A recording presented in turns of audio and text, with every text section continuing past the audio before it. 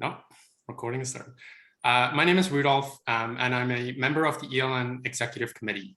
I'm also an organizational performance advisor at the City of Brampton. I'm really excited to see just how many folks we have joining tonight. We all know that it's no secret, politics is not as diverse as it should be. It does not truly reflect the diversity of a country. We've seen some progress with the federal cabinet that was just announced, but there's still a long way to go. So we're really excited to host this event to give you the inside scoop on running for office. And, I really think it can't be more timely with the Ontario provincial election coming up in June next year, as well as several municipal elections across the Greater Toronto and Hamilton region in October. Next slide, please. So I'll just quickly run through the agenda for you tonight. We'll start with a welcome and a land acknowledgement, as well as some housekeeping and introductions. We'll then actually hear a presentation from the Executive Director of the Samara Centre for Democracy to really set the stage for our panel discussion with some insights on running for office. And then we will go into our panel discussion that will last for about 40 minutes, followed by a Q&A. So please submit your questions throughout the event, and then we will take these up for discussion in that last half an hour. At that point, we will actually switch over to a new Zoom link where you have the option of joining networking with the speakers who have been so gracious to offer their time for that. So next slide, please. Thank you. So to begin tonight's event, I'd first like to acknowledge the land I'm situated on. And please feel free to share in the chat who you are and whose land you're joining from, because we know that folks are really joining from a lot of different places. I'm situated on the traditional and current territory of many nations, including the Mississaugas of the Credit, the Anishinaabe, the Chippewa, the Haudenosaunee. Sorry. Looks more like my video was paused. I think it's all good now. Sorry, one moment. It just looks like. Okay, I think everyone can still hear me, but I can't start my video. So I'll just ask if our Civic Action Tech can try and help with that. But let's keep things moving. So as I was saying, I'm situated on the traditional and current territory of many nations. The Mississaugas of the Credit, the Anishinaabe, the Chippewa, the Haudenosaunee, the Wendat peoples. And this land really is still home to many diverse First Nations, Inuit, and Métis peoples. I also acknowledge that Toronto is covered by Treaty 13 with the Mississaugas of the Credit. I'm also joining tonight as a white settler and an immigrant to Canada from South Africa. The history of both countries shows us very clearly what can happen when white settlers hold so much power and when we lack diverse representation in spaces of influence, including politics. I'm also an Afrikaner, which is a white minority ethnic group in South Africa, descending from Europeans who colonized Southern Africa and which implemented brutal forms of segregation and oppression over the majority Black population, including the indigenous Khoisan peoples and many Bantu tribes. Most famously, South Africa's white minority implemented the apartheid system of racial segregation from the 1940s to the 1990s, which was partly inspired when a delegation of white South African officials visited Canada in the 1940s and saw Canada's reservation system. As we all know, we sadly learn more every day about the genocide, atrocities, and ongoing inequalities that the reservation system has resulted in Canada. These countries show us, though, just how important it is to have diverse representation in spaces of influence. And so, as we discuss running for office tonight, let's keep in mind the immense responsibility we all have for truth, justice, and reconciliation when we become part of these spaces of influence. So Yeah, thank you for that. We'll just jump into a few quick tech reminders before we jump into discussion. So to start off with, you can ask all your questions through the Q&A box, as I mentioned earlier. Feel free to also share any comments or ideas or resources in the chat and address this to all panelists and attendees. You can also upvote questions in the Q&A box. If you have any technical difficulties, a Civic Action staff member will support you with any issues. So please just send a message to Salah tech@Civic Action.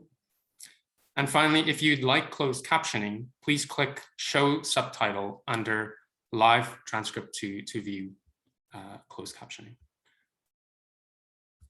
Looks like my video is still not working, but we'll just keep going. So for any new folks joining, I'll just provide a quick introduction to the ELN. The ELN, it's a network of over 3,000 rising leaders, basically folks who identify with wanting to make more of an impact in their community, organization, or any other areas. We offer monthly programming like this. It's really amazing. It's free. You also get access to a lot of opportunities and kind of new job postings. So I'd really encourage you to check it out.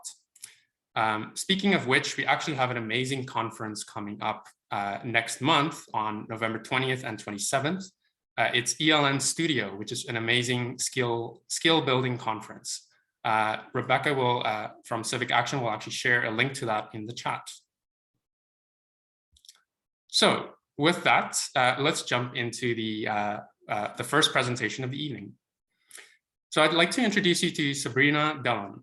She is the Executive Director of the Samara Center for Democracy. She is an experienced public sector leader with a proven track record of directing multi-stakeholder research and outreach initiatives across the justice, academic, and nonprofit sectors.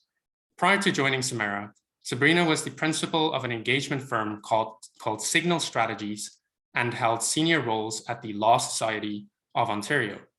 She is a fellow with Simon Fraser University's Morris J. Wask Center for Dialogue, as well as Massey College. So we're so happy to have Sabrina here tonight, and I'll turn it over to her to set the stage for tonight's discussion. Thanks, Rudolph. Just give me a second here while I get my slides ready for everyone. There we go. So it's such a pleasure to be here. So thanks so much for joining us this evening. Over the next few minutes, I'm going to highlight some of the work that we've done at the Samara Center for Democracy. And my aim here is to highlight a few resources that might be helpful to you as you're exploring political opportunities.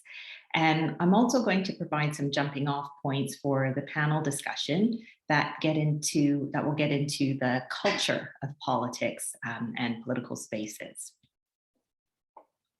The Samara Center for Democracy is a nonpartisan charity dedicated to strengthening democracy in Canada. So our goal is to make Canadian politics more accessible, responsive, and inclusive. We've been studying the lived experience of elected officials for nearly 15 years, most notably through our MP exit interviews, which are captured in the books Real House Lives and Tragedy in the Commons. These studies revealed a sense of frustration from former MPs about their relationship with their political party.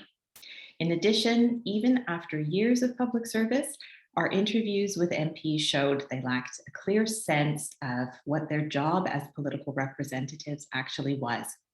They felt there was little clarity about how they should focus their efforts in representing their constituents in Parliament and in their communities. We've also produced reports about political leadership and political parties. Locally Grown, illustrated here, has a municipal focus and examines different paths to local politics. And Temperature Check looked at trust in our institutions during the pandemic.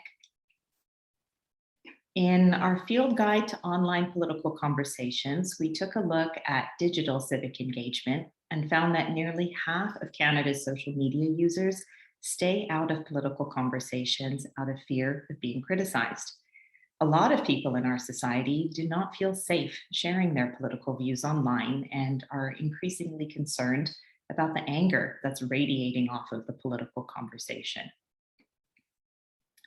I'll turn now to an initiative that we ran during the recent federal election that builds on the work I've just explained.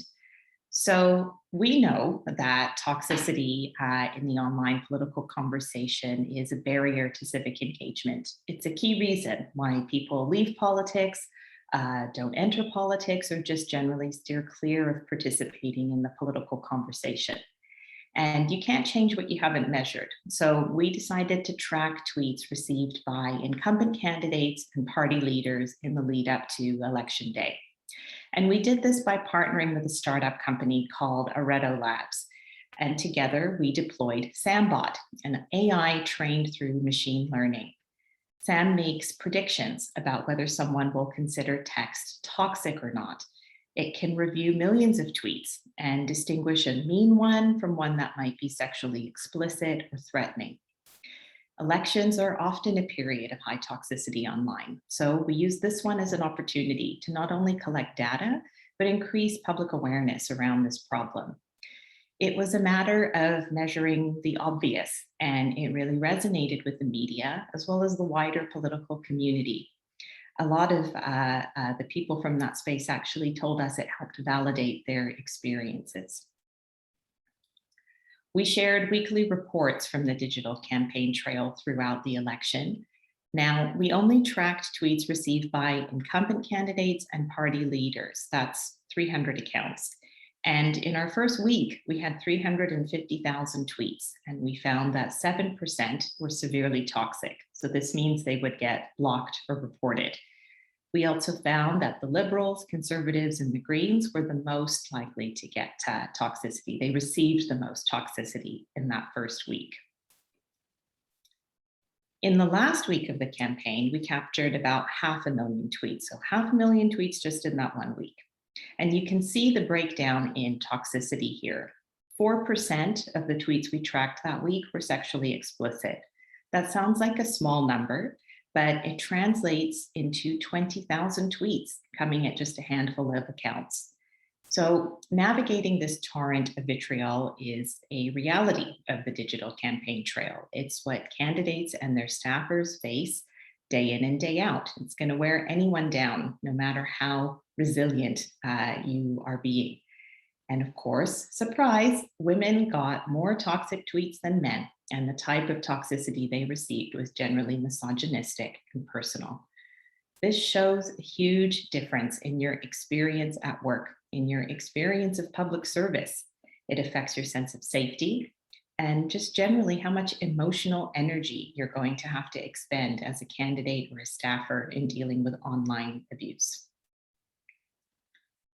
This chart shows the toxicity attributes that we used in our analysis. It's commonly understood that toxic online spaces are harming our democracy, but there's little data that illustrates the extent of the problem in detail. As a result, we don't have the regulations and policies for online conduct in Canadian political contexts that we need.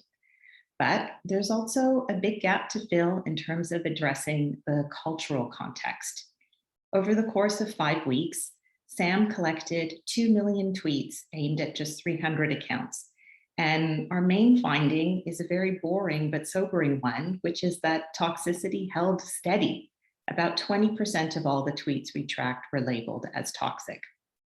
So this tells us something important about the state of the online conversation, but also the conditions of work for those seeking office.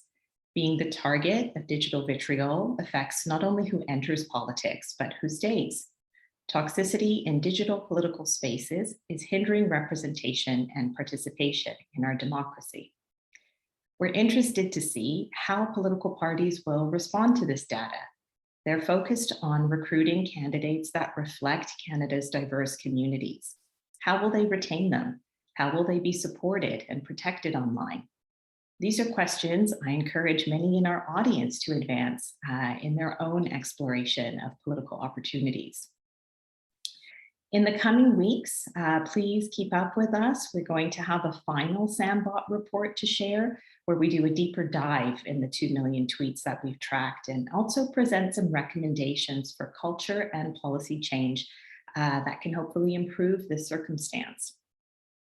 So in closing, I want to note that the Samara Centre is always looking to engage with and hear from active citizens. Please get in touch if you have ideas for our work. And I want to thank you for your attention this evening. I can't wait for the panel discussion. Back to you, Rudolph. Thank you so much, Sabrina. And apologies everyone for my video problems earlier. It always works, and this one time it's not working. But that was so excellent. Thank you, Sabrina, for setting the stage. And yeah, some of those insights about toxic tweets are very concerning. So definitely everyone, please pay attention to that. Look out for the new insights coming out from the Samara Centre. They really produce some amazing research. So thank you. All right, well, let's jump right into our panel discussion tonight. So please allow me to introduce you to our panelists. I'll start with Bradford. Brad is really bringing us tonight the perspective of running for municipal office. He is the Toronto City Councillor for Ward 19 in Beaches, East York. He is also currently the chair of the Toronto Music Advisory Committee, a commissioner on the TTC board, a member of the Toronto Planning and Housing Committee, and he also previously was a Civic Action Diversity Fellow in 2018. Brad, I'm also told, is very passionate about making sure that everyone benefits as Toronto grows and prospers. Welcome, Brad. Next, we have Mitzi Hunter.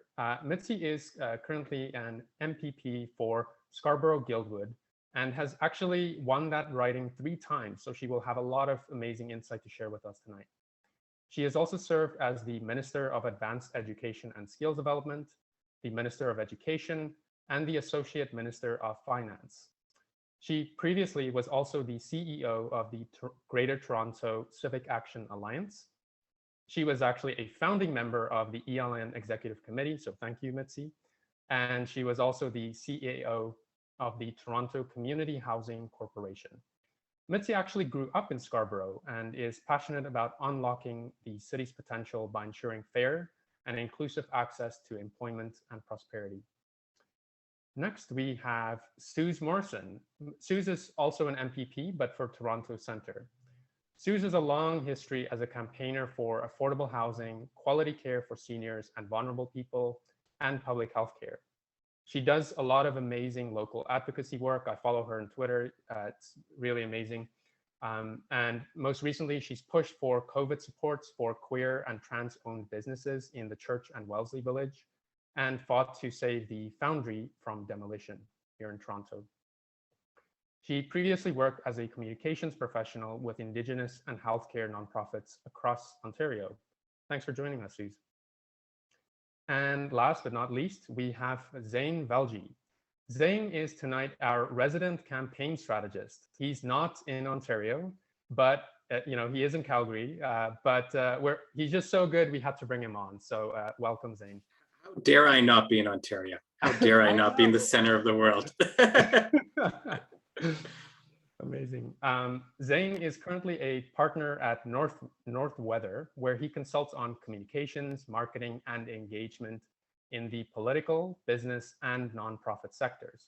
He was a campaign manager for Calgary Mayor Naheed Nenshi in 2017 and has worked on some really amazing campaigns for the likes of none other than US President Barack Obama and Senator Elizabeth Warren. He's also the host of the award-winning podcast, The Strategist. I'm a big fan. I would highly recommend it to anyone considering running for office.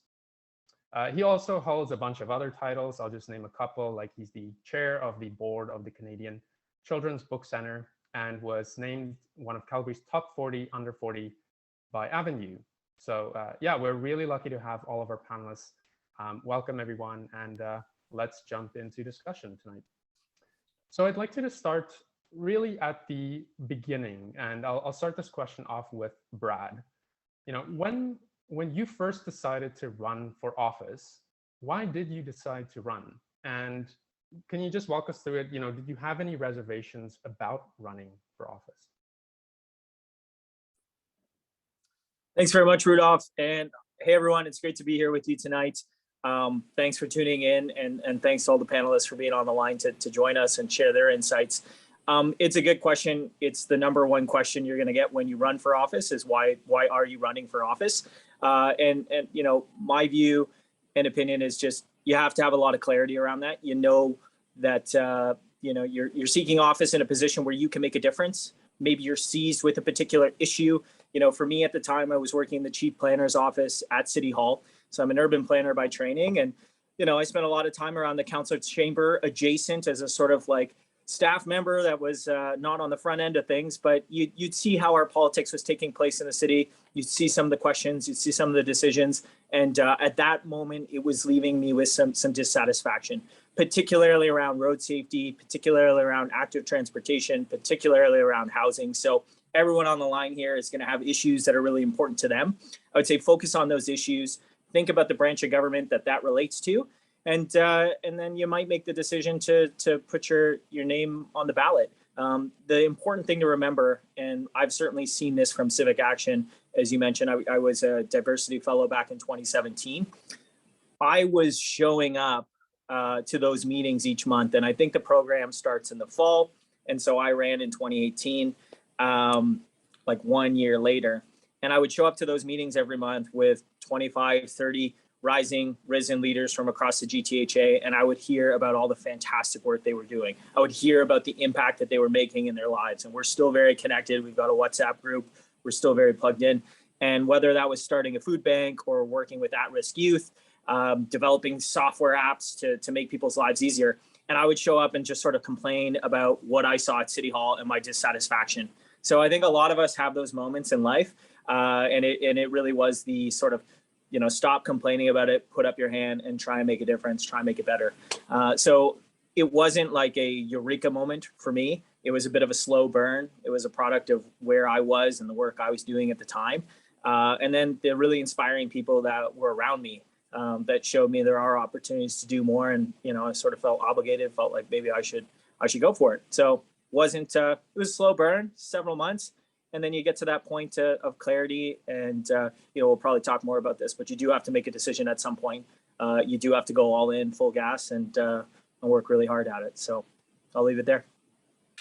Thanks, Brad. Thanks for sharing that insight. That's really interesting. And, you know, one thing I heard is show up, just start getting involved, and then it will kind of carry you on from there. I'll turn it over to Mitzi. Can you share with us why you first decided to run for the first time? And what were your thoughts about any reservations you might have had about it? Sure, Rudolph, and hi everyone.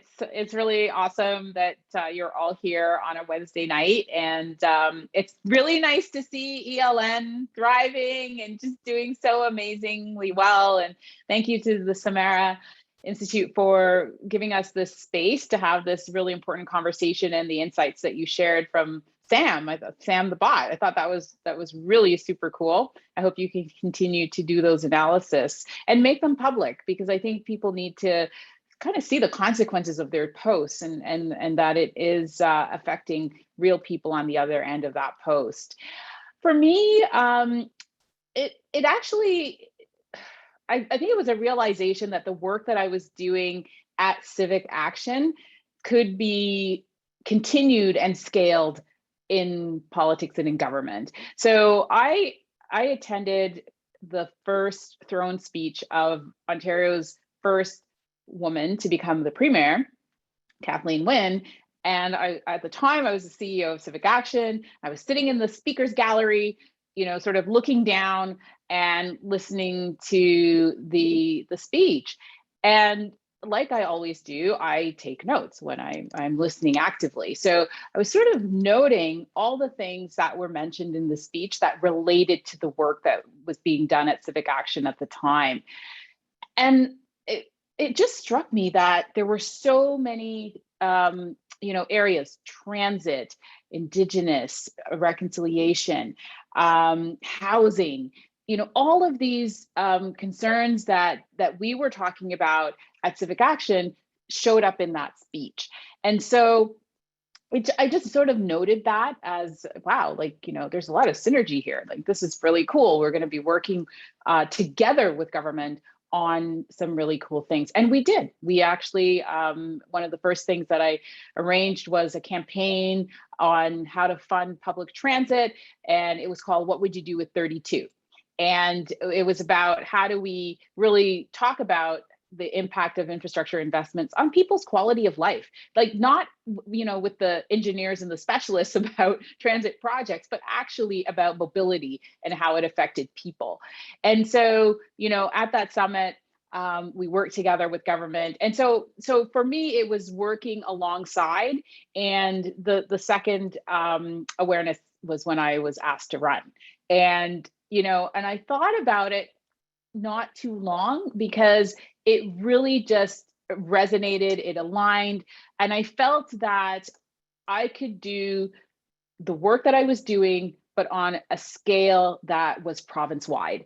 And I have to say, you know, that was in 2013, you know, more than 8 years later. And I've been on all sides. So we can talk about that later as well. So when I ran in 2013 and won the election, it was a minority government. Of course, in 2014, Kathleen won the majority government, and I was asked to join cabinet at that time. Had amazing experiences in that regard about big impacts on people's lives. And then now, of course, we are in this world of, you know, not being the government, but being in an opposition space. But I'm still the member from Scarborough-Guildwood. I'm still the person people ticked off on the ballot, and I still have voice, and I can still make a difference on behalf of my constituents. That has been constant. It has not changed. And so, you know, that motivation that I had of the biggest impact for the most people has borne itself out. And if there's one advice I would have, because I was at I was in your seat as ELN on the executive, sort of, you know, doing the summit and figuring it out. My one advice is, now being on the other side, do it bigger, do it bolder, and don't hesitate, because we need your ideas and we need your solutions. No one has all of the answers, and many of the answers that we're looking for to solve our toughest challenges are in you. Amazing. Thanks so much, Mitzi. Yeah, I really appreciate how, you know, you've gone to this new arena where you can have more impact, but you maintain that connection to community, really, because that's where it began. I'll turn it over to Suze. Can you please share with us why you first decided to run for office? Yeah. So my why I ran story is a difficult one.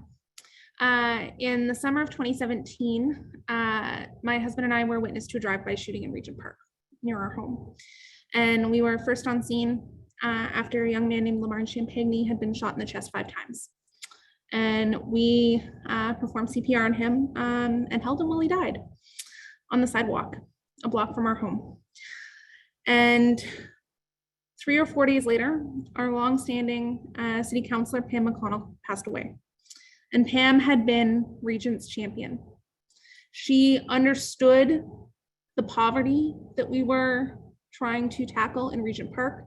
She understood the violence, the gun violence that we were dealing with in the community. And her loss in that moment of trauma had an immense impact on me. And I was terrified. I was so afraid that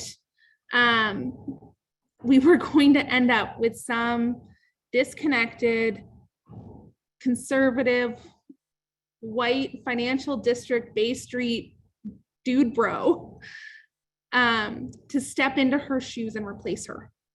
Someone who didn't have the lived experiences, who didn't understand what was happening on the ground in Regent Park in terms of the poverty and the gun violence. And I was terrified. And so in a moment of utter panic, I, in that same week, people were taking, Councillor Kristen Wong Tam had just started a women's campaign school And a few people tapped me on the shoulder and, had been bugging me to put my name in to apply to Kristen's campaign school. And I had originally turned them all down and said, no, not yet. And I was involved in politics, and I had worked on some campaigns, and I loved the work I was doing.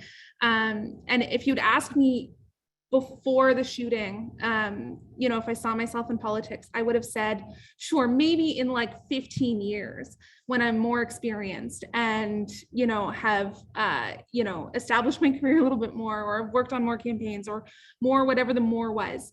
And after the shooting, I sort of, in that moment of panic, kind of reevaluated that situation. And, a few hours before the deadline for Kristen's campaign school, got my application in. And that really sort of got the ball rolling in terms of eventually putting my name into the ballot to run provincially in 2018 for the first time. But even when I did that, I didn't think I was going to win. Right? Like when I ran for even the nomination for the NDP in 2018, it was a contested nomination with two far more experienced people who are lovely human beings who I greatly love and respect. And even in that moment, I was like, okay, I'll go run a practice nomination and go and learn how those work so I can come back and know how to do it the next time. And sort of accidentally won the nomination after a tie vote. And then went on to run in Toronto Centre in 2018 in the general election. But even then, I didn't think that I'd actually win.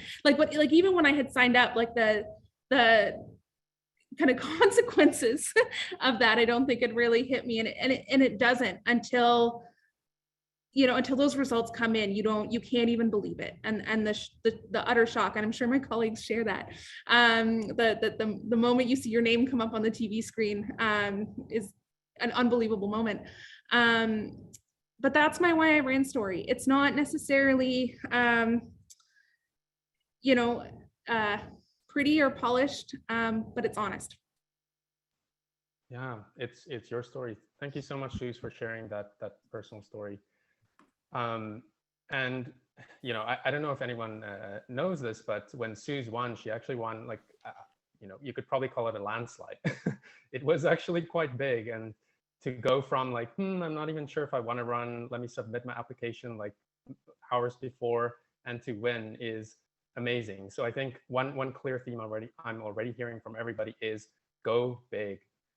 So I'll finally turn it over to Zayn. Do you have any advice from your experience supporting candidates on whether to decide to run or when to run? And maybe like, what's one major fear you hear from a lot of the candidates you've helped? Oh, it's a great question. I guess maybe I'll kind of canvas some of the rationales I've heard and then maybe address the one fear on the back end of your question there, Rudolph. I mean, from the perspective of some of the inputs in terms of why to run, I've heard many in the past. I think they're all at the heart of it is, impact, building community, finding out what the current state of priorities are for a city or for a province or for the governing party, and saying my voice or the priorities that I have are not only not shown, but they're fundamentally deprioritized. And to inject that into the conversation has been a large part of it. Every candidate I've talked to, successful or not, has also had a bit of ego about it. And I look at that as a really good thing.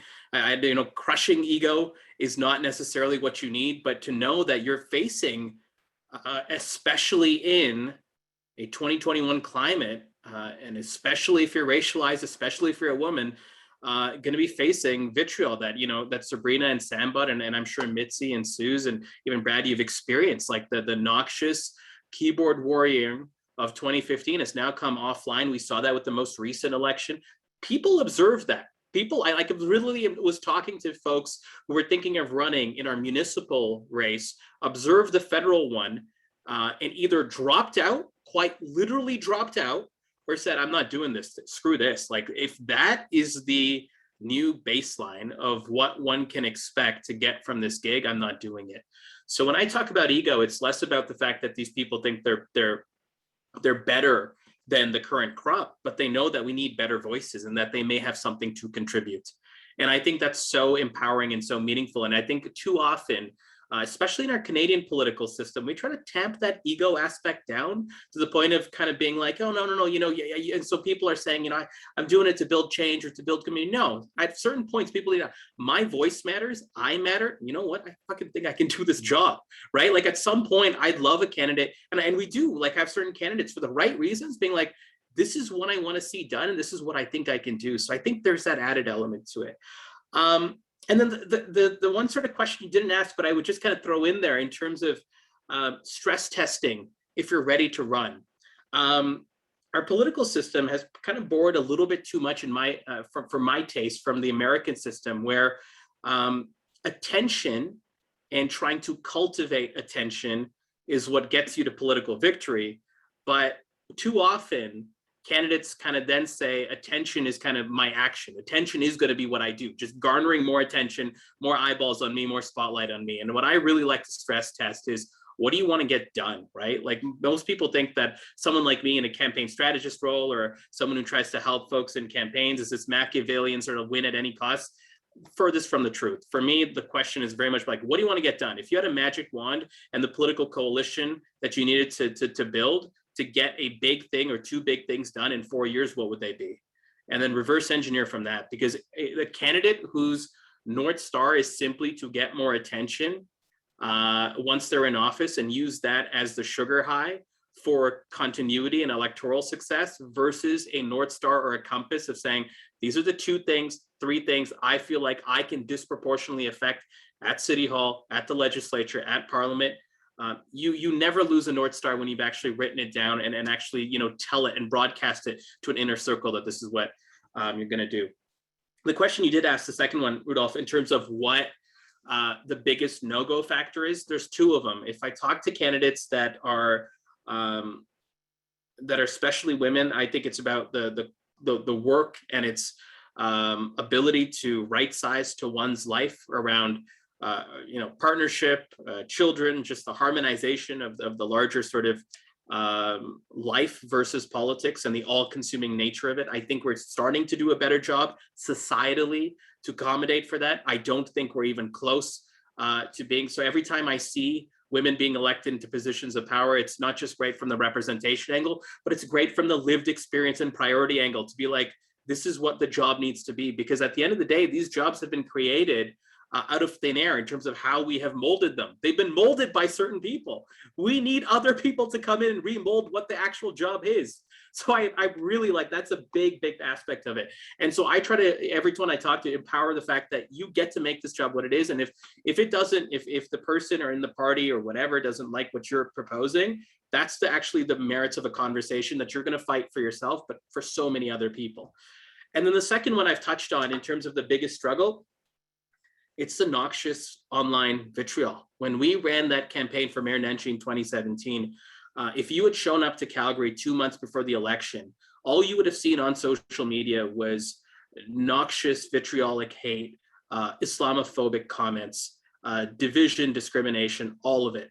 And the political consequence was that anyone who supported our campaign felt like it was socially unacceptable to actually advocate and mobilize and talk positively.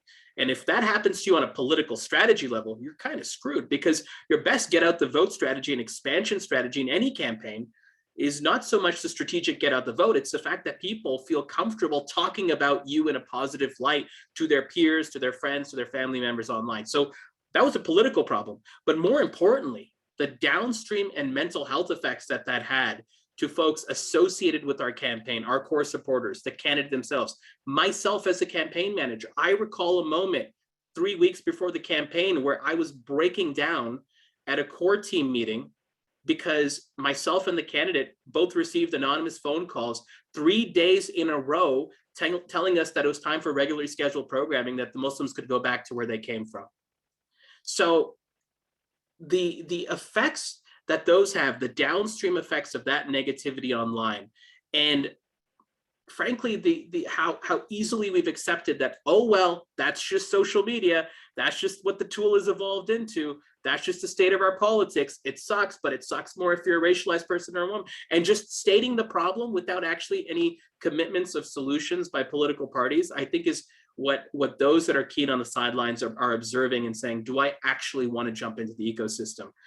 Rudolph, when you come back to me again for my second round of questions, I will still try to sell people in terms of why they need to jump into the ecosystem, but I'll pause right there to give the answer to the question you did ask and not the one you didn't. No problem. I appreciate that.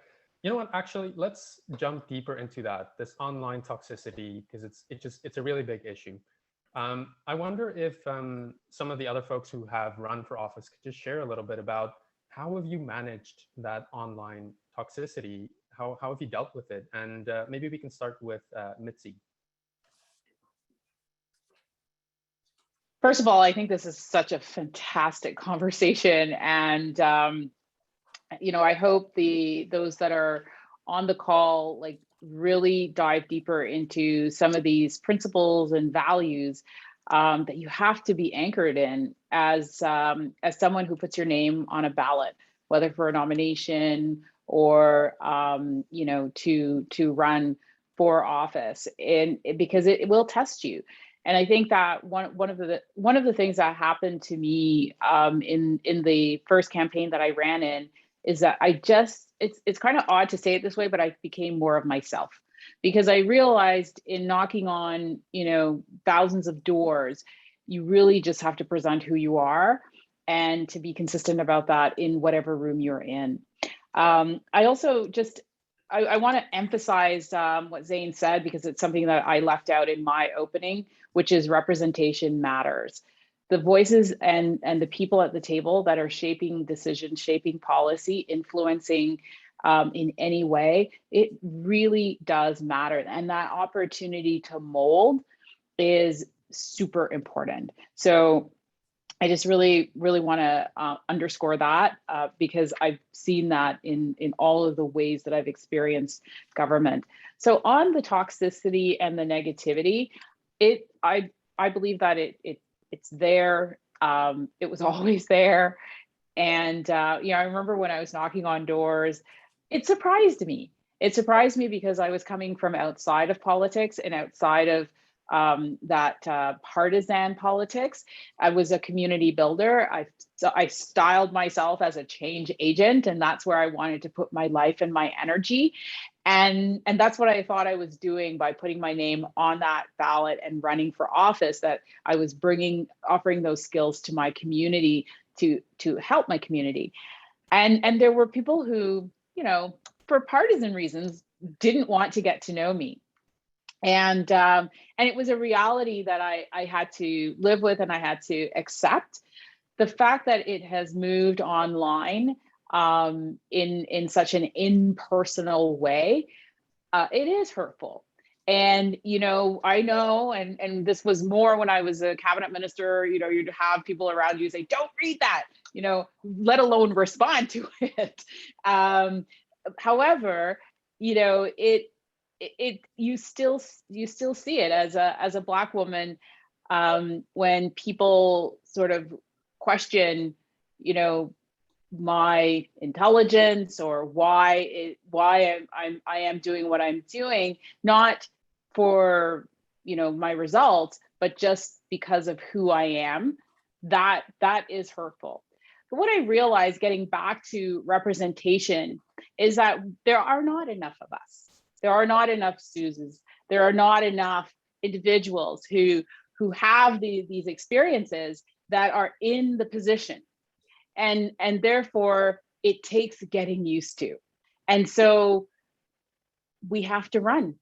We have to count ourselves in, as challenging and as toxic as it is, because I believe that the only thing that will change that over time is when a broad, diverse spectrum of people hold leadership. Political leadership is just one form, but hold all forms of leadership.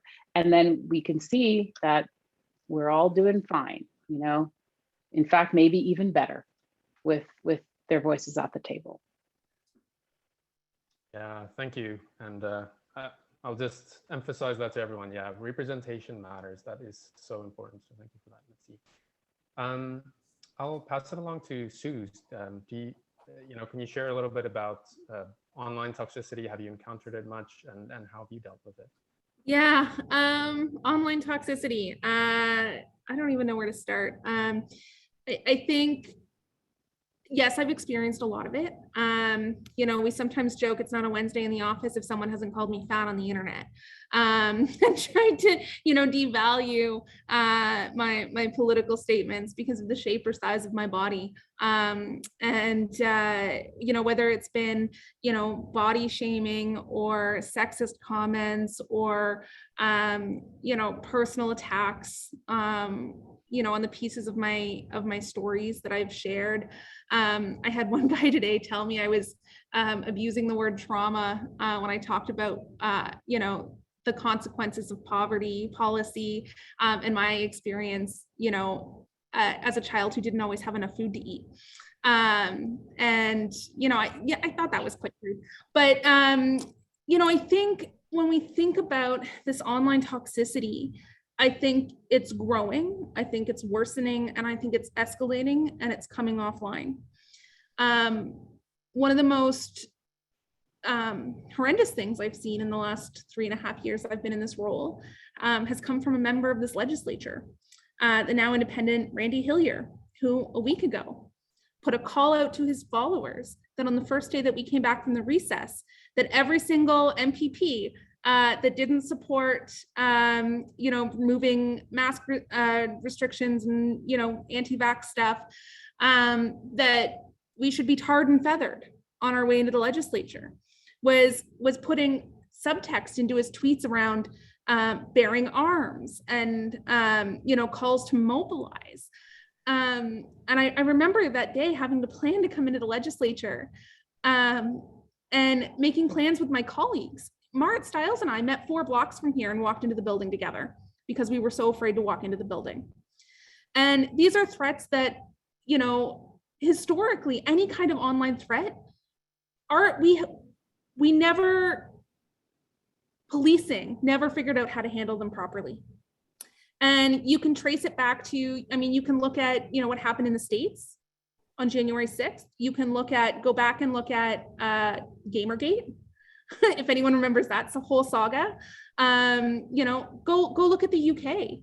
And, you know, we've had in the last few years, the UK has lost 2 MPs that have been murdered. 2, one just very recently, and Joe Cox a few years ago. The man who murdered Joe Cox was screaming about Brexit while he stabbed her to death in her constituency. So, like, when we're talking about like the online toxicity, it is starting to have real life consequences, and it is absolutely terrifying. There are members of parliament that have lost their lives. People died on January 6th in the States. It's wild that the escalation of the violence that is coming out of this unchecked toxicity, and I don't think societally we've always just kind of said, oh, online threats aren't credible, and have never invested in treating it credibly in terms of threats to people's safety. And now we are dealing with the consequences of it. Thank you, Suze. It's yeah, it has such real consequences. It's there's so much change that's needed around that.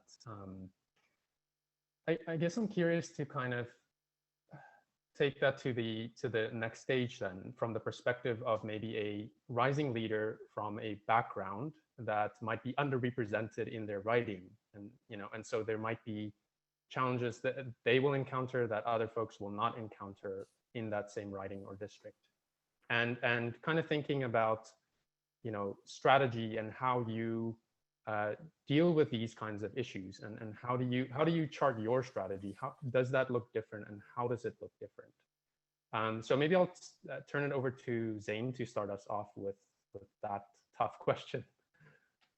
Yeah, it's an interesting question. Before I jump into that, can I just quickly dovetail on what was just said regarding online hate and toxicity very quickly?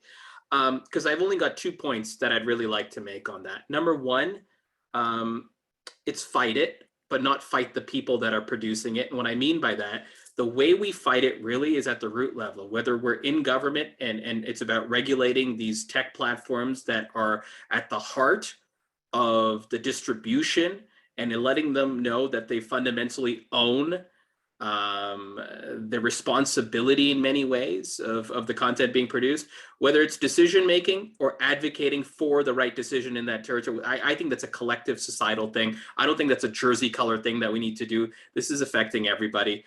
That's part one. The second one might seem a little bit contradictory, but if it is for us that are in leadership positions or wanting to pursue some level of leadership, lead with empathy.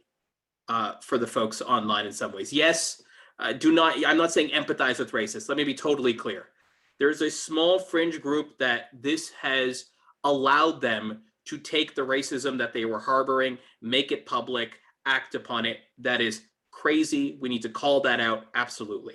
When I say lead with empathy, what I mean though, however, is that we need to fundamentally understand what's happened in the last decade with our online conversation, and frankly, what the internet has done to our brains and how it has shaped our minds.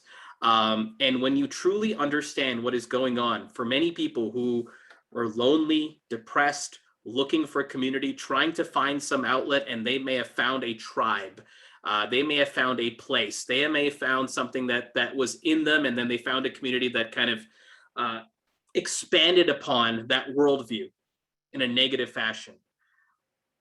There is something to be said that as individuals that are leading, the more you can kind of think about what may have put these folks in the position that they're in to be as loud and vitriolic and noxious as they are. Not excuse it, but understand that and then use that as a rationale to say, I don't need to pay attention to this. I can drive right past it, that this is not real. This is not real criticism. This is not representative criticism. This is in a bubble, and I feel sorry for these folks, and I'm going to fight it at its core with policies, and I'm going to call out the actual racism. I think that's what needs to happen, because the last thing that I think elected officials need to do is go into that same bubble, try to fight it in that bubble, or as Sue's just mentioned, have representatives who already have dome syndrome kind of double down on that dome syndrome to kind of fight the fights that no one else is really having in a meaningful way.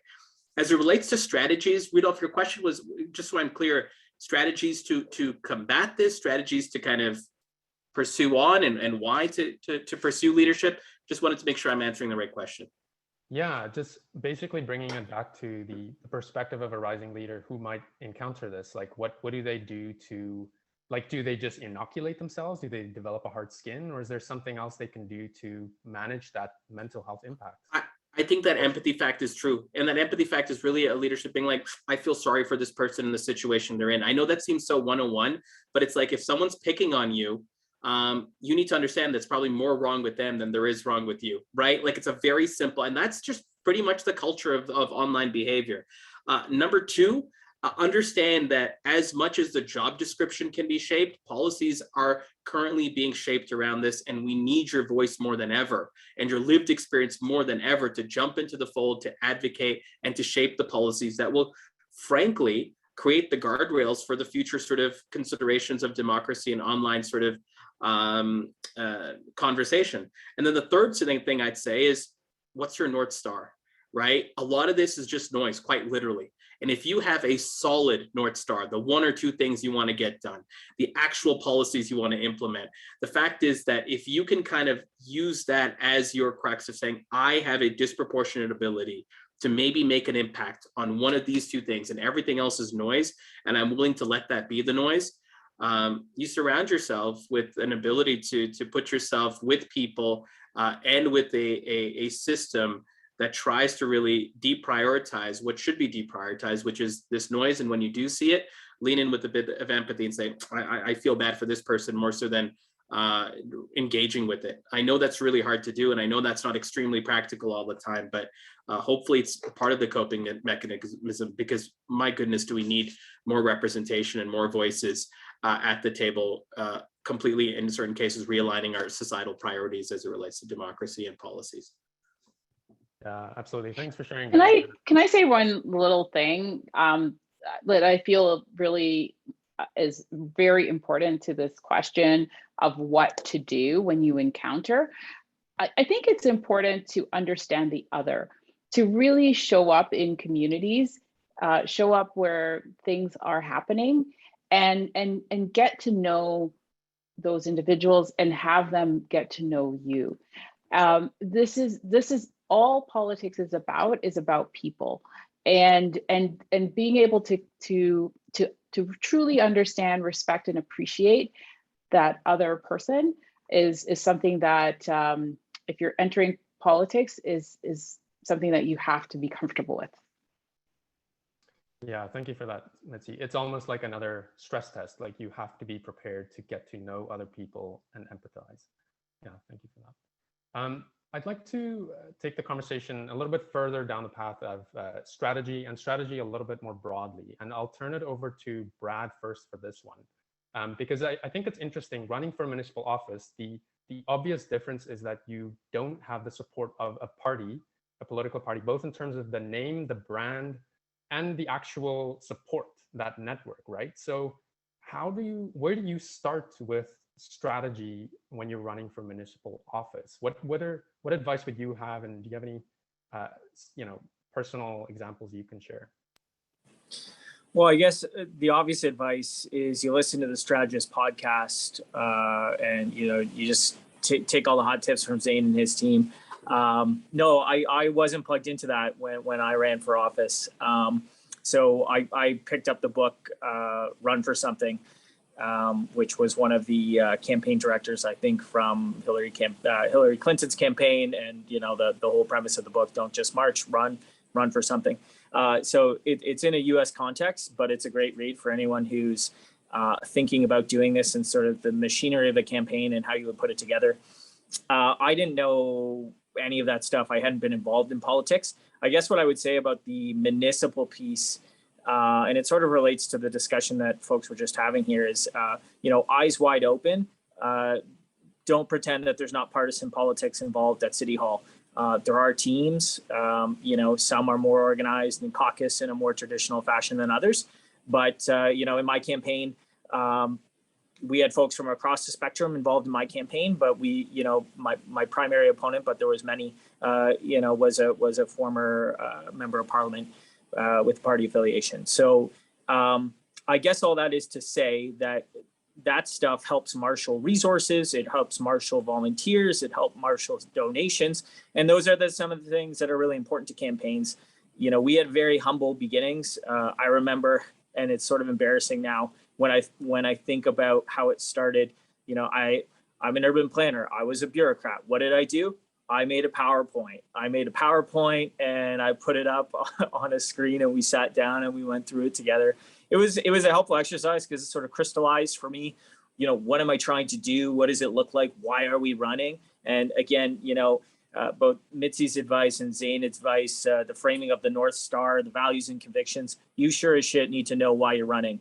And then when you're taking on all the vitriol and the toxicity, thick skin, deep empathy, it's both of those things. But if you know why you're running, then you can put it in the context of, well, I want to accomplish A, B, and C, and it's worth it. There were times in my campaign where I actually had to delete Twitter off my phone just because the stuff that was going on was, and that's not a great answer. And, it's not good, but it wasn't helpful for mental health to be focusing on that sort of stuff. And I'm sure everybody here, who's been in the political arena, it doesn't matter, what side of a conversation you're on, everybody grapples with that stuff. And so, for all of us out there, when you're firing off a tweet, we are just, people on the other end of the phone, and you see it. And so we're living in a low information world. We're living in a world that rewards hot takes, media for sure too. And the reality is the public policy conversations are filled with complexity. There are no easy solutions anymore. Things are complicated. They are nuanced, but social media and the media doesn't really provide the space for those contexts and nuance, because you got to do it in 240 characters, and everybody wants to dunk on everyone and smash the like button. So, you don't win elections on Twitter. And as much as we talk about the air war and stuff, certainly in a municipal campaign, it is about knocking doors. My campaign started with 6 people who believed in our shared values, believed in things that we wanted to do, and believed that we could do politics at City Hall differently. and we went to 50,000 doors. Keep in mind, and you know, successful campaigns, you have to have exponential growth. And by the end, like E-Day, we had maybe 120 volunteers out pulling vote, and we can talk about the mechanics of that stuff. But in a successful campaign, you're going to have exponential growth. You need to grow the money, you need to grow the volunteers, you need to grow the message, and have people comfortable talking about it. But really, like, the volunteers, having people that believe in you and going to the doors and having those conversations. I still, right now, as a coping mechanism, when, you know, we have like 10 or 12 Facebook groups in our riding that are full of garbage a lot of the time, and people actually post stuff just to, you know, to stir the pot. And it was interesting when you're doing constituency work and, you know, you want to help people and, you know, respond to their comments. It's like, okay, it would be a lot easier if people would just email the office, but then also thinking generationally, you have to go where people are, and, you know, you have to interact with them where they are. But you learn pretty quickly, you know, who has a genuine sort of question or interest. You sort of let it sit there for a bit and, you know, summarize the comments and find a way to respond. I think on the campaign side, though, it is about having those conversations at the door, because Sabrina's presentation was bang on. I go to the doors now as a coping mechanism to talk to real people in real life. And that's actually so helpful, because online, I will actually have people say, oh, Brad, you're really getting the shit kicked out of you on Facebook. And I'm like, yeah, I know, I see it. It's horrible. They're like, well, you know what? I understand that, you know, we have to build affordable housing and not everybody's going to like it, but you're doing a great job. Or, you know, Brad, I was really not happy about that vote. Why did you vote this way? And you can have a conversation. But talking to people, that's how you win campaigns. A municipal campaign is 5 months, by the way. So anyone out there who's, you know, you start in May. So it's not a 5 week, 6 week sort of thing. It's a long grind out here. It used to actually start in January, I'm told. So that's how you get to all the doors. You got to go talk to people, but those conversations with people are the most important thing to do. Yeah, definitely. Thank you for that, sharing that. I want to get to audience Q&A soon, but I just want to turn this over quickly to Zayn, since this is his bread and butter, is campaign strategy. So I just want to hear from you. Do you have anything to add to that? And, you know, also, what do you think are the most important questions to answer when you're developing your campaign strategy? Yeah, I'll add two very quick things. Number one, it's story. And number two, it's structure. Let me address story. On story, it's not just your North Star. Your North Star is where you start. And then it's saying, can I translate this maybe policy heavy or too abstract driven sort of like internal piece, which keeps me on the course as the person running, and translate that for a much broader audience. And I think still the best framework for writing public narrative is still the Marshall-Ganz framework of me, we, now. I'm not sure if folks on this call are familiar with the Marshall-Ganz framework of public advocacy. I'll link it in the chat afterwards, but quite simply, he's got a three-pronged story. Number one, the story of me, i.e. you, the candidate, the story of we, how it fits into the broader sort of public conversation, and the story of now. Why now, as in like why the urgency, and how does the story of me and we meet the moment of now? And that triangulation, I've seen some of the best candidates forget that this is not just a story about me, as in you. This is a story about you in this place and time. And I think it's a really good anchor for developing your 30-second elevator pitch, which to me is the heart of any campaign. The way I structure a campaign from a messaging perspective is something I call 330-330. Something for the 3-second audience, the 30-second audience, the 3-minute audience, and the 30-minute audience. And unfortunately, for a group of obsessed, nerdy people like us, we sometimes write our campaigns like 30-minute campaigns rather than 3 and 30-second campaigns, and hate to admit the fact that most people, whether they're marking an X for us or not, are making a decision based on 3 and 30-second headlines, and then the expanded portfolio of information and policies that you present. So to understand your crisp elevator speech based on, as Sue's mentioned, Olivia's ICL leadership training that she provides.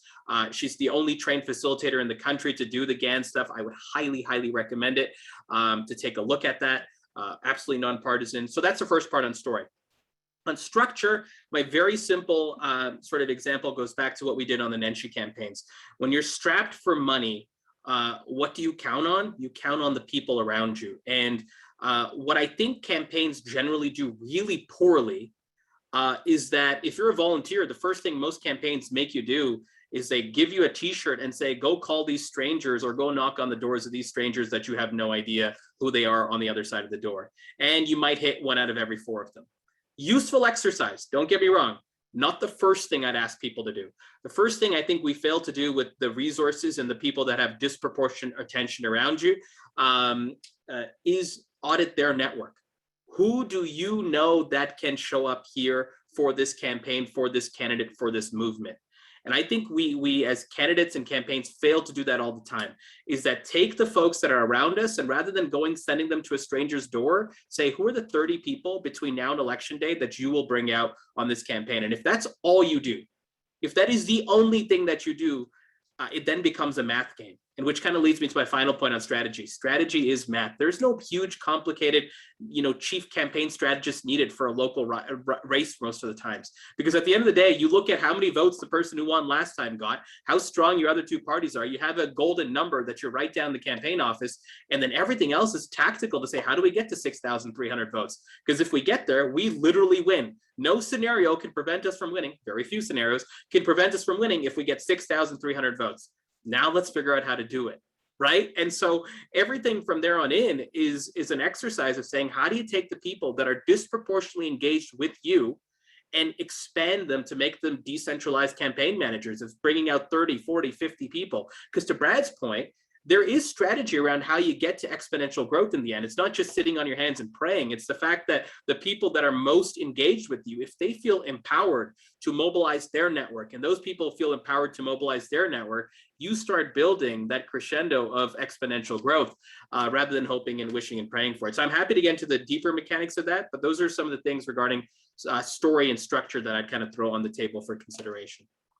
Great, thank you. Yeah, and we can definitely get into deeper structure maybe in the optional networking breakout rooms after this for sure. So thanks for that. I'll turn over to the audience Q&A now and to a question that kind of leads off nicely from this one, and I'll turn it to Suze to start this one. What's the best piece of advice you got when deciding to put your name on the ballot or to run for office? Best piece of advice I got when putting my name on the ballot. I have a good story to share. It's a weird story, but I think it's helpful. So before I ran for office, I worked at the Ontario Federation of Indigenous Friendship Centers for Sylvia Miracle. And if anyone knows Sylvia, she is a powerhouse. She is the Friendship Center movement in Ontario and really across Canada. Fierce Mohawk woman and very, very smart elder who will sometimes give you cryptic life advice.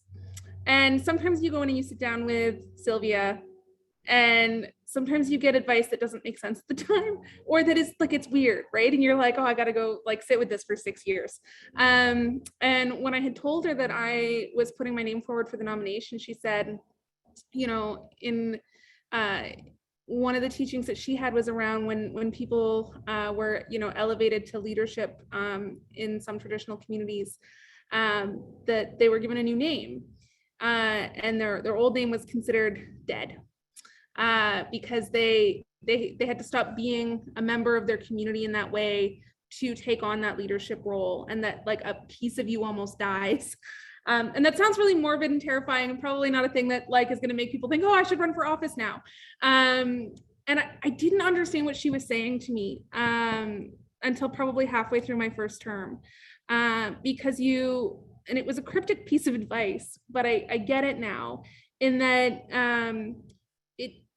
you do have to take care of yourself when you move into any public space, in terms of, especially as a woman, managing the sense of becoming kind of public property in a sense, right? And, you have to give up quite a bit to move into that role.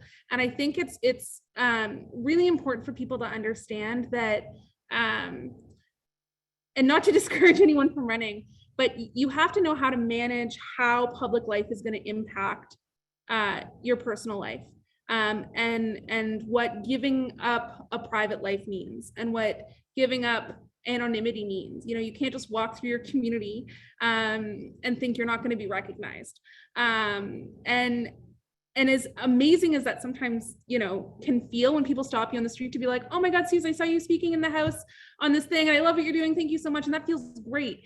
Sometimes it's not as nice, but you have to intentionally step up into this role with a plan in place to understand what parts of yourself and your personal life you have to give up. And so it was a really, really good piece of advice that I did not understand at the time, but I do want to recognize where that knowledge came from.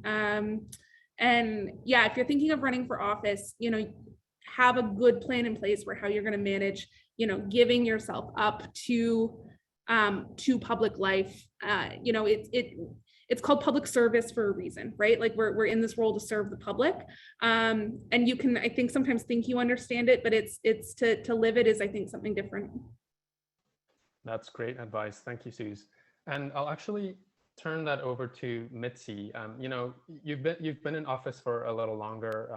You know, as I mentioned earlier, you've run and won 3 times in your writing. So do you have anything to add to that in terms of how do you manage being in the public eye? And then if you'd like to, you know, do you have any, what's your best advice that you've heard on running for office? Well, I gave my advice: be who you are, and just really show up fully, and just know that that is enough. It ties right into my best advice. The whole notion of imposter syndrome, I think it's about self-talk. It's about how you see yourself, the narrative you're telling yourself, maybe what's happening in your sort of inner circle of your family dynamics.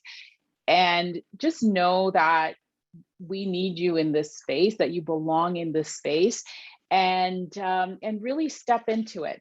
I think it's very challenging for people who, you know, have not seen themselves represented to see themselves represented. You know, I was told for many years, you know, are you going to run for office? And I never really thought about that. I was busy doing my work in the community until that sort of change of, oh, well, I can actually do my work in the community on a bigger scale here. And then, you know, that's what I wanted to accomplish. And I still think that that we have a lot of work to do. And we, you know, ELN, Civic Action, Samara, you know, Operation Black Vote. What's the women's group that we all go? Purple Cup. I have it. The check mark. Equal Voice. Equal Voice. Yes, thank you. You know, we have a lot of work to do, and you know, I was sort of scanning some of the questions, and there's an interesting question that I don't have an answer to. You know, do we ask, you know, those that are overrepresented to step back to create space? And, you know, I think everyone has to decide for themselves. But what I'm trying to say to people who are in underrepresented groups is that you are so needed here. You know, I was elected for 5 years as the only Black woman elected at the time. I stand on the shoulders of great ones, Marianne Chambers, Margaret Best, Zanena Kande. But at the time, my first 5 years, I was the only Black woman. And so there were times in which, you know, it would have been great to have other colleagues. I actually have that now in the NDP caucus, and we have ways that, you know, we can connect just as women and as people of color that are experiencing something together. And so that sense of I belong here and that there is space for you at this table, I think is really, we've got to have that internalized, and then you cannot be deterred in your path, and find that path, and do everything Zayn and Brad said, because those are amazing strategies that you can follow in terms of the technical side of the campaign, but be confident, you know, step forward confidently and you will connect with people. And that was advice given to me by one of my political and just mentors, who said, Mitzi, go to every door. When they meet you, they will like you. And that was Meritori. Don't mind sharing that. He was the chairman of Civic Action, so I had to go to him to say, I'm thinking of doing this. What do you think? And it means that I have to step away from this amazing job that I have. That I was the ELN co-chair and for 7 years, and I volunteered with Civic Action before it was Civic Action, so for a decade before becoming its full-time CEO. So I was literally doing the work for free, and so I loved what I was doing there. But there was a calling, and I needed to do something in public office to serve, and that's why I responded. And so that would be my advice. Get rid of that imposter syndrome. Know that you belong, and step in with confidence and be bold in your actions. Yeah, I really appreciate that. It really sounds like a mix of, strategy, structure, technical side, that's there, doing that, like Zayn said, but then also just grit and confidence and working on the inside. Yeah, thank you, Mitzi.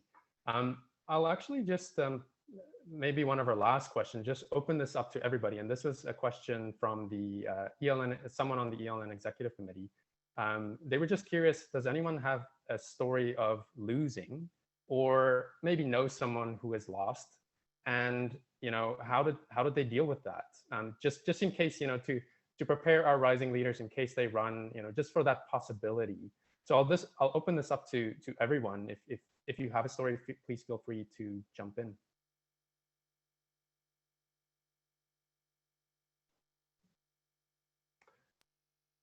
Or yeah, I see you unmuted, Zayn. I thought you might have some. Suze, do you want to jump in at first? I was going to joke at the silence. I was going to say I haven't run and lost yet because I've only run the once.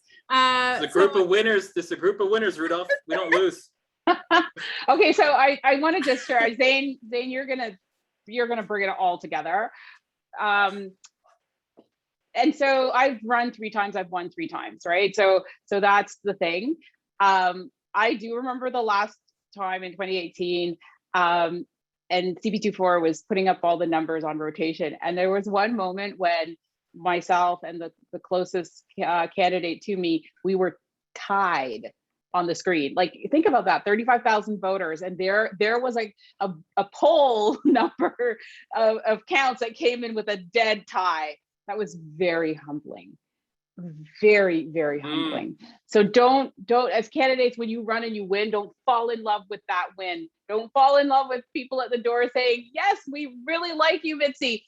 It is that vote that counts, and that vote that truly, truly, truly matters. I won my seat by 74 votes.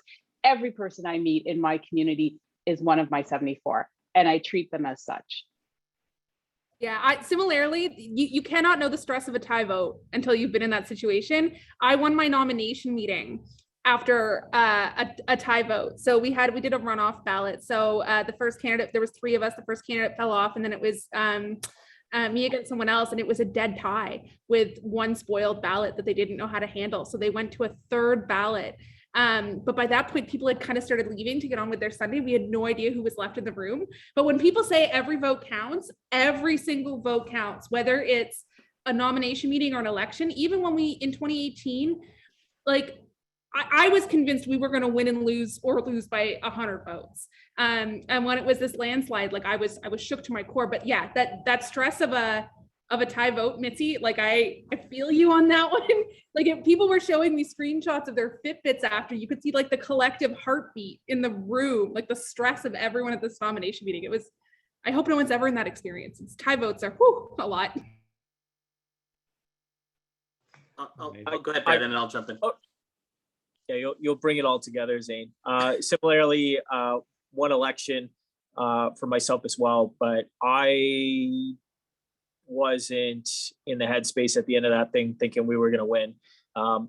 There's polling that's done and notoriously inaccurate, especially in a municipal election, especially with like 16 candidates and people not knowing who anyone is or no incumbent. So it was a bit of a unique situation. Ward boundaries doubled, if you remember, back 2018 when council was cut in half. So all of that sort of stuff. So I actually was having a beer in the afternoon, in between pulling vote, and I met a kid, Spencer, on the street, and on Gerard, and I was coming out of Bodega Henriette and walking down the street, and I guess I had met him in a speech where we went to the high schools and did the mock sort of vote. And he's like, "Oh my goodness, you're Bradford. I told my parents to vote for you." And he's like, "The first time I told them, they were not about you and they were going to vote for somebody else. And then we met you at Fairmont Park and you had a good interaction with them. And then they liked what you were talking about on housing. And I told them that you came to my high school." And I actually just started crying on the street because it was such an intense, overwhelming, emotional moment of this kid, Spencer, and his sister telling me that he told his parents to go and vote for me. He couldn't vote yet. So it was a very moving moment. Yes, I'd had a beer, but either way, you know, that ride on election day is like nothing else I've ever experienced. And again, I knew if we were going to come out on top, it was going to be super, super tight. Didn't have good information. Zayn will tell you about all this sort of your win numbers and, you know, you're measuring the bingo sheets, and I wasn't there. And similarly, you're watching the CP24 ticker, and there was a time we were up by like 35 votes, 37,000 votes cast. I won by 288. So real tight, and exactly as Sue and Mitzi said, every vote counts. And I remember like basically going to the door like the day of and begging people to go vote. Like, have you voted yet? You have to vote. You have to vote. This is actually super important. Every vote is going to matter. And it did. You know, my mom actually just ran in the federal election down the 401 a little bit, and you know, her first time running as well in sort of a unique situation there, and she similarly won in a really, really, really tight race. So you know, haven't been on the losing side of an election yet, but certainly have the humility you know, to know that can happen. You try your best and you take advantage of the opportunity of this job and this position and all the responsibility that goes with it. You're relentlessly focused on creating an impact, using each day that you have in this privileged position to do the work that's important to you and your community. And then, you know, the next election comes and the chips will fall where they may. But, you know, the advice that someone had told me along the way is, you know, you have to be prepared to lose. You also have to be prepared to win, because your life is going to change really dramatically afterwards also. Yeah, well, congrats to your mom, Brad. Amazing. She's great. I've known her my whole life. I'll turn it over to you, Zayn, to finish us off. Yeah, I like that, Brad. You're just like building a little political dynasty at the bottom of my screen here. It's just very, just a couple bragging that in. That's congratulations to her. I'll give one mechanical tip about like actually like losing and what does that mean from like a strategy perspective, and one step that I see too many campaigns not do, and then I'll kind of go up to a more esoteric or maybe more philosophical point. Do a postmortem.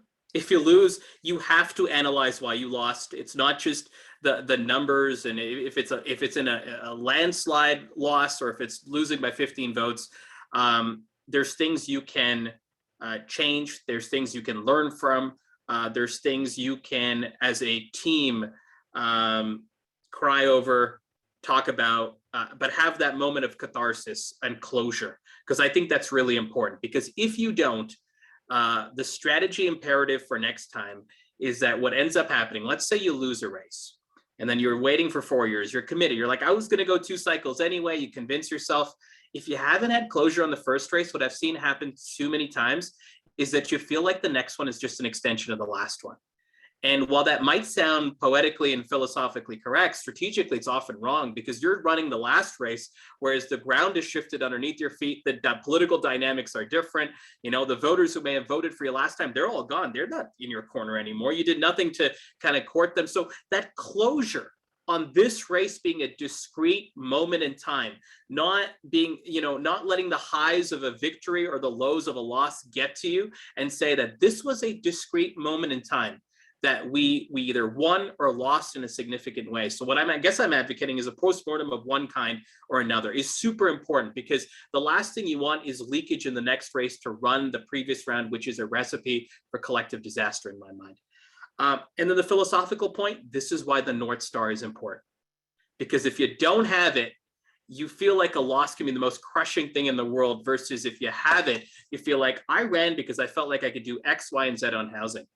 how can I still do X, Y, and Z on housing? Is it a staffer role? Is it to start an advocacy initiative? Is it to jump in on it? Is it to find the person who won, my chief opponent, and say, I'm going to be on your ass for the next 4 years on this issue, right? Like whatever that is, your North Star allows you to keep going and still be part of the ecosystem, which is the final point I'll make, which is a lot of this is about putting your name on the ballot.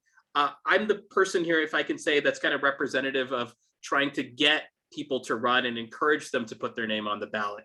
I think there's huge value in even that role of saying a staffer role to say, yeah, you know what, I'll be the gatekeeper to where, and I'll have the lived experience or diversity of experience. I mean, and I might be representing someone who doesn't look like me or think like me, but at least I can tell administration or the bureaucracy, no, you got to do it differently. So the amount of influence you have as a gatekeeper, the amount of opportunity that we have, to Mitzi's earlier point, that we need your voice, often on the ballot, but often your ideas, your brain, your advocacy to provide that lived experience and reprioritization of our society on critical issues outside of office.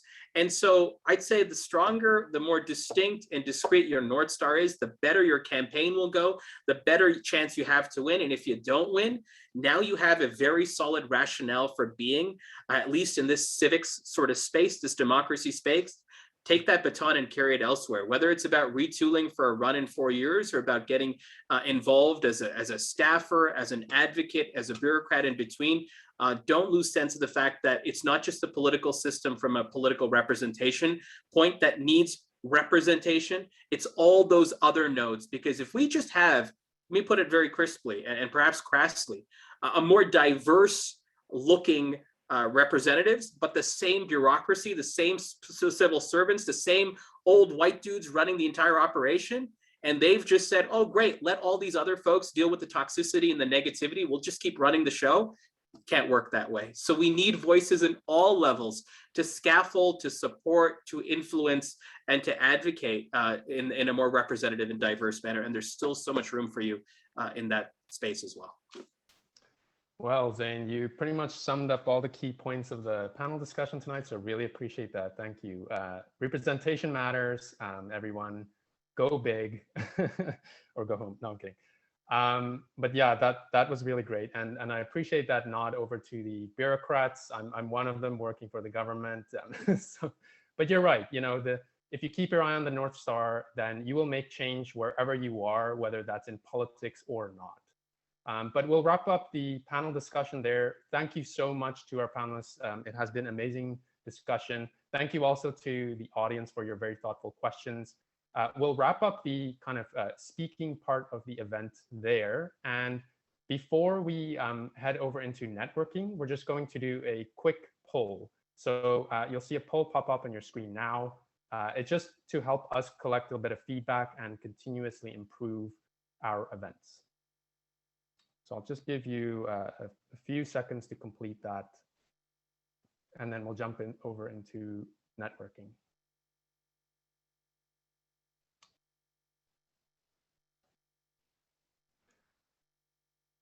Great. And so as you're finishing that, I'll just give you some instructions for those of us who want to join us for networking. So we will actually be jumping over onto another Zoom link. Rebecca from Civic Action will drop that in the chat right now, or it's also in an email that you would have received this morning. And what we'll do there is actually go into two different breakout rooms, one with two of the speakers and another with the other two speakers. So we'll see you over there in just a minute. So please click on that link and join us if you want some informal interaction and networking with the speakers. But again, thank you so much, everyone. This has been really amazing, and I hope to see you in just a minute.